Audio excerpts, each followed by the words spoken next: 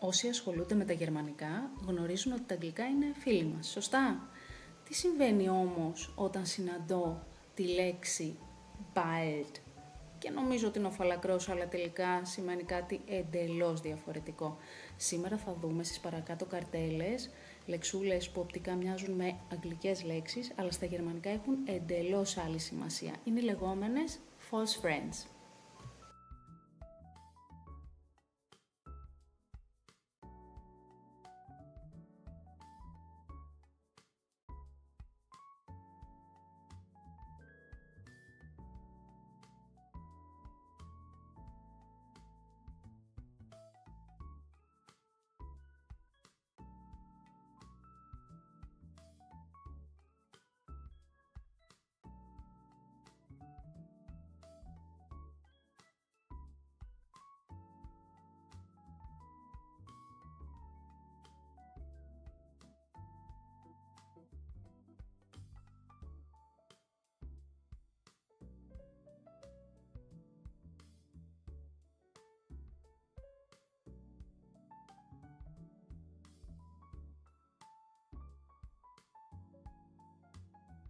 Οπότε, καταλαβαίνετε ότι θα πρέπει να διαβάζουμε καλά τις λεξούλες μας, για να μην πούμε σε κανένα Γερμανό «Ich werde dir ein Gift kaufen», γιατί μάλλον θα φύγει τρέχοντας.